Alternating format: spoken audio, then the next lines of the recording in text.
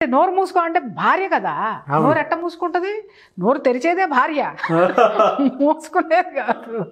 అరిచేవాడు భర్త, నోరు తెరిచేది భార్య. కాబట్టి ఎక్కడున్నావే కాఫీ తీసురా అది ఇది అని అనగానే గబా గబా వెళ్ళిపోయి ముందు వంటగదిలో కంటే ముందు దేవుడు గూట్లోకి వెళ్ళి గబగబా ఆ సన్యాసి గారు ఇచ్చినటువంటి విభూతి నోట్లో వేసేసుకుని గమ్మన కూర్చుంది. నీ సంగతి చెప్తానండి, ఇది చూడు నీ మీద ఎలాంటి ప్రభావం చూపిస్తా అని చెప్పేసి అని సయాకి వెళ్ళిపోయి పొయ్యి ముందు కూర్చొని కాఫీ పెడతా ఉంది.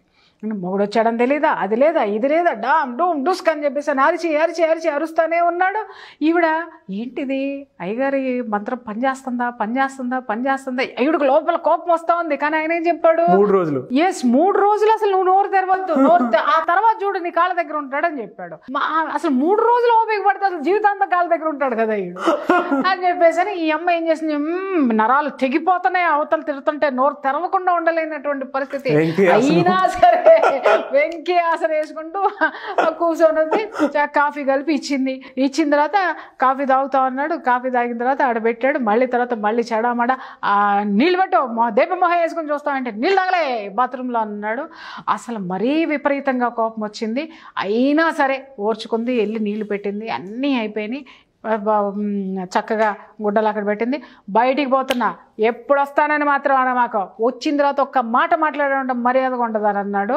అనగానే గబాల్ని ఏదో మాట్లాడిపోయింది, చేతికి తుండేపోయింది, అది కింద పడింది, లాగిపెట్టి ఒకటి కొట్టాడు. ఈ ఈవిడికి ఇక అసలు లోపల నుంచి కాళికాదేవి బయటకు వచ్చేసింది. కానీ సన్యాసి లోపల విభూతి రూపంలో తంత్రం ఇచ్చాడు కదా, ఆ విభూతి ఇవ్వగానే కాళికాదేవి లోపల మాయమైపోయింది అనమాట. అలాగే నుంచొని కూర్చోరంతే, దవడ మీద ఒక్కడు పీకాడు, వెళ్ళిపోయాడు బయటికి. వెళ్ళిపోయిన తర్వాత పాపం అయ్యగారు బయటకు వెళ్ళారు. పంచాయతీలో కూర్చొని ఉన్న కాడి నుంచి ఈయనకి ఇంటి మీదే జాస వెళ్ళిపోయింది. అరే దీన్ని ఇన్ని తిట్టాను, ఒక్క నోరెత్తలేదు, అనవసరంగా కొట్టొచ్చాను దీన్ని, రోజు చేయి చేసుకుంటున్నానే నేను, ఇదే ఒక్క నోరు కూడా ఎత్తలేదు, పిచ్చిముండా ఇన్ని అరుపులు అరిసి వచ్చానే, ఒక్క మాట అన్నా నన్ను మాట్లాడలేదు. ఎందుకంటే రోజు తిరిగి ఈయన తవలపాకులు ఇస్తే ఆవిడ తలుపు చెక్కతో ఇచ్చేది కదా, అందుకని అరే ఈ తలుపు చెక్కతో ఇచ్చినా కూడా తవలపాకుతో కూడా ఇవ్వలేదు. అందుకని ఏందా అని వాడు తెగారి చేసి చిచ్చి లేదు ఇవాళ ఇంటికి వెళ్ళంగానే మా ఆవిడకి సారీ చెప్పాలి నేను అని చెప్పేసి అని ఏం చేశాడు, ఇంటికి వచ్చాడు. ఇంటికి రాగానే మూడు వచ్చాడు కదా, మళ్ళీ వస్తుంది కదా విభూతి పొట్లం పక్కన పెట్టుకుంది, మళ్ళీ రోజు షురూ కదా కొట్లాట. ఆయన ఏమన్నాడు, నీ అంతటా నువ్వు నోరు తెరవద్దు, నీ మొగుడు నోరు తెరిస్తే మాత్రం ఇది వేసుకో అన్నాడు. అది ఆయన చెప్పినటువంటి రెమెడీ. అనగానే తలుపు తీసింది. తలుపు తీయగానే ఎందుకన్నా మంచిదిలే ఏమన్నా అంటాడు నా నోరు వస్తాను, ముందే విభూతి నోట వేసుకొని ఉంచుంది. నించొని తలుపు తీసింది. తలుపు తీయగానే లోపల రాగానే ఎరా అన్నం తిన్నావా అని అడిగాడు. అనగానే ఒక్కసారి గుండె జల్లు మంది అనమాట భార్య. రోజునేమో ఏమే దరిద్రపుండా అన్నం పెట్టవా, దెబ్బెమోహం వేసుకుని చూస్తున్నావు, అది ఇది డామ్ డూమ్ డూసుకొని ఇగో చూపించేవాడు. యారా నీకు అన్నం పెట్టాలో వండింది కాక తింటే తిని ఉంటే ఉండని చెప్పేసి ఈవిడ వేసుకునేది గొడవ. ఏం జరగలేదని ఎరా అన్నం తిన్నావా అని అనగానే అమ్మా సాధువు గారు ఇచ్చినటువంటి విభూద మజాక ఎంత పని చేసిందని ఇలా అందనమాట. అనగానే రారా తిందాం అని చెప్పి కూర్చోపెట్టుకొని ఒకే పళ్ళలో కలిపి భార్యకి భోజనం పెట్టాడు. ఎంత మానసికంగా ఎంత ఎలా గాల్లోకి ఆవిడ అలా లేచిందనమాట. ఆ విభూతి అలా లేపింది ఆవిడని గాల్లోకి మనస్సుతో సహా అనమాట. అసలు అలా మేఘాల్లో తేలిపోయింది ఆవిడ. అక్కడేమన్నా కూర్చుందో అక్కడి నుంచి మేఘాల్లోకి వెళ్ళింది. ఆ భర్త ప్రేమను తట్టుకోలేకపోయింది, తట్టుకుని ఎంజాయ్ చేసింది. ఆ తర్వాత మళ్ళీ అబ్బా ఒక్క రోజుకే ఇంత పని చేసిందా అని చెప్పి మరుసటి రోజు ఏం చేసింది, బ్రష్ చేసుకోగానే ముందు ఆ విభూతి నొట్ట వేసుకుని కూర్చుంది. ఆ తర్వాత మళ్ళీ యాజ్ ఇట్ ఈస్గా ఆయన మాట్లాడదలుచుకునే మాట్లాడాడు. ఈవిడ నోరెత్తలేదు, ఎందుకంటే నోరు తెరవద్దు, మంత్రం పోతుంది, తంత్రం మహిమ పోతుంది, విభూతి మహిమ పోతుంది, ఆయన చేసినటువంటి ఇది పోతుంది కాబట్టి నోరెత్తలేదు. అది సెకండ్ డే కూడా అదే జరిగింది, అదే కొట్లాట జరిగింది, ఆయన అదే మాట్లాడాడు. కాకపోతే మొదటి రోజు జరిగిన ఉధృతి కంటే కొంచెం తక్కువ జరిగింది. మళ్ళీ ఈయన బయటికి వెళ్ళాడు, మళ్ళీ నలుగురితో ముచ్చట్లు పెట్టుకున్నాడు. 2 రోజులు, ఆ రోజు సాటర్డే వీకెండ్ కదా, ఎప్పుడు కూడా సారాయి అంగడికి వెళ్ళేటోడు. అంగడికి వెళ్ళినాడు, వద్దులే మా ఆవిడకి తాగడం ఇష్టం లేదు కదా, ఇవాళ తాగద్దులే అని చెప్పి తాగల, సైలెంట్గా ఇంటికి వచ్చాడు. ఇంటికి రాగానే ఈవిడికి మూడొచ్చాడు, సారాయి వాసన వస్తుంది. సారాయి వాసన వచ్చిందంటే దీనికి కోపం వస్తుంది, అది అసలు పడదు, ఏం చేయాలి, ఎందుకన్నా మంచిదని తలుపు కొట్టంగానే మళ్ళీ విభూతి నోట వేసుకుని కూర్చొని తలుపు తీయంగానే మల్లెపూలు పట్టుకొని వచ్చాడు. అని ఎంత వండరు, సారాయి వాసన వచ్చే భర్త దగ్గర మల్లెపూలు వచ్చినాయి. అనగానే ఆవిడేం చేసింది, మల్లెపూలు తీసుకోవడం మానేసి మొగుడు వాసన చూసింది. సారాయి వాసన రాలేదు. చేతిలో జేబులో నుంచి తీసి మల్లెపూల చెండు పెట్టాడు. ఆనందం పూలల్లో తేలింది. అదే పువ్వు మల్లె పువ్వుల లెక్క ఆవిడ చాలా మనసు తేలిపోయిందన్నమాట. సువాసనలతో నిండిపోయింది. అద్భుతంగా ఉంది. సన్యాసి గారికి అసలు శతకోటి దండాలు, అనంతకోటి కృతజ్ఞతలు చెప్పేసుకుంది. హ్యాపీగా గడిచిపోయింది. మూడో రోజు కూడా అబ్బా ఎంత బాగుంది, మూడో రోజు కూడా ఇదే చేద్దామని చెప్పేసి మళ్ళీ వేసుకుంది. మళ్ళీ బ్రష్ చేసుకోగానే ఈసారి ఏం చేసింది, బ్రష్ చేసుకుంది. స్నానం చేసిన తర్వాత ఆయన మాట్లాడడం మానేయలేదు కదా, అమ్మో ఎందుకన్నా మంచిది నాలో ఆవేశం వచ్చుద్దామని చెప్పి స్నానం చేసిన తర్వాత వేసుకుంది. లేదు విభూతి కాస్త పెట్టుకుంది, మొహాన్ని పెట్టుకుంది, ఇంకొంచెం నోట వేసుకుని కూర్చుంది.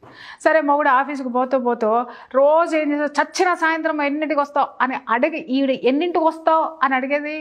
అడగగానే నా ఇష్టం, నేను మగాడిని అడుగుతావా అని ఈయన అడిగేవాడు.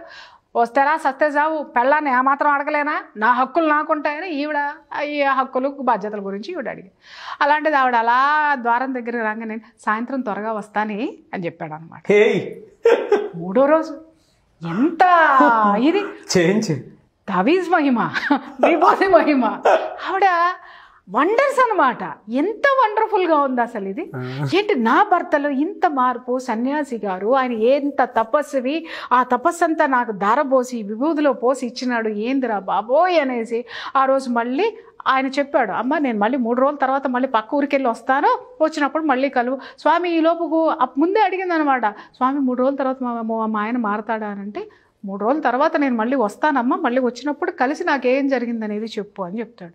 ఆ రోజు మరి ఆయన వస్తాడు. సాయంత్రం గబగబా స్నానం చేసింది, అయ్యవారికి కాసిన 4 పళ్ళు తీసుకొని వెళ్ళింది, ఇచ్చిన తర్వాత మొక్కేసిక్క, స్వామి మీ తపస్సు మహిమ ఎంత గొప్పది స్వామి, అసలు ఏమన్నా ఉందా, అసలు మీ విభూతి మహిమ ఏదన్నా జరిగిందా, అసలు నా జీవితంలో అద్భుతాలు జరిగిపోయినాయి, అసలు ఒక్క మాట నా భర్త ఎంత మారిపోయినాడో అని చెప్పేసి అని మాట మాట్లాడింది. అనగానే మళ్ళీ ఏం చేశాడు, ఇంకొక పొట్లం తీసి ఒక గుప్పెడు తీసిచ్చి, అమ్మ ఈసారి 40 రోజులు చెయ్యి, ఇక జీవితాంతం నీ భర్త అలాగే పడు. ఆవిడ అలాగే తీసుకొని పోయిన తర్వాత మళ్ళీ 40 రోజుల్లో ఈలోపు భార్యాభర్తల మధ్య అనుబంధం పెరిగింది, అన్యోన్యత పెరిగింది, ప్రేమ అనురాగం అన్నీ వచ్చినాయి. 40 రోజులకు వస్తానన్నటువంటి ఆ సాధువు గారు మళ్ళీ తపస్సు చేసుకుంటానికి వెళ్ళి 2 సంవత్సరాలకు వచ్చాడు.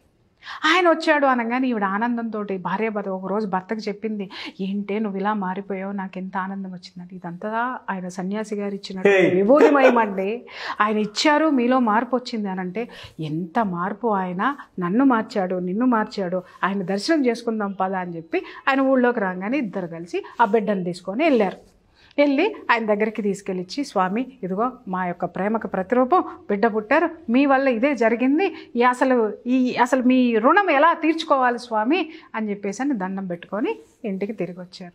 తిరిగి వచ్చిన తర్వాత ఈ సంఘటన మొదటి నుంచి చూస్తున్నటువంటి ఒక రేలంగి నరసింహారావు లాంటి శిష్యుడు ఆయన ఉన్నాడు అనమాట. ఆయన అడిగాడు, స్వామి అసలు అంటే అదేదో ఆ రహస్యం ఏదో నాకు కూడా చెప్పండి స్వామి, మీ తర్వాత నేనే కదా ఆ సీట్లో కూర్చోవాల్సింది, మరి ఇట్లాంటి సమస్యలు వచ్చిన వాళ్ళకి నేను ఇవ్వాలి కదా నాయన అంటే, ఏమి ఇచ్చారో చెప్పండి అంటే, మంత్రమా బొంద, నీ బొంద ఏరా నేను ఇచ్చింది, అదిగో ఆ పొయ్యిలో ఉన్న బూడిది ఇచ్చాను అన్నాడు. అని ఒక్కసారి షాక్ అవుతాడు, బూడిద ఇంత పని చేసిందా, బూడిదలో ఇంత మార్చం ఉందా అంటే, బూడిదలో లేదురా నాయన మార్చము, నోరు మూసుకుంటే మహత్తంతా మాటలో ఉంది. మాట జారకుండా ఉంటే, సంయమనం ఉంటే, ఓర్పు ఉంటే, ఎదుటివాడు ఎంతటాడైనా చచ్చినట్టు నోరు మూసుకుంటాడు. ఏదో ఒకరోజు వాడికి కూడా రియలైజేషన్ వస్తుంది. కాబట్టి ఒకడు నోరు తెరిచినప్పుడు ఇంకొకళ్ళు తగ్గి ఉండడం అనేది చాలా అవసరము. ఆ రహస్యం వాళ్ళకి తెలియాలని చెప్పేసి ఈ విభూతి రూపంలో నేను ఇచ్చాను. ఇప్పుడు వాళ్ళు ఏమనుకుంటారు అని అంటే, మార్పు వచ్చింది అనుకుంటున్నారు, వాళ్ళల్లో విభూతి తెచ్చింది అనుకుంటున్నారు. నేను ఇచ్చింది బూడిదనైనా, మార్పు తెచ్చింది మాట. ఎప్పుడు ఉపయోగించాలి, ఎక్కడ తగ్గాలి, ఎక్కడ నెగ్గాలి, అటువంటి విచక్షణ అనేది ఉంటే ఏ భార్యాభర్తల జీవితాల్లోనైనా ఇంతటి ఆనందం ఉంటుంది అని చెప్పి ఆ శిష్యుడికి ఉపదేశం ఇస్తాడనమాట. రహస్యాన్ని ఓపెన్ చేస్తే నోరు తెరుచుకుంటాడు అనమాట ఆ శిష్యుడు.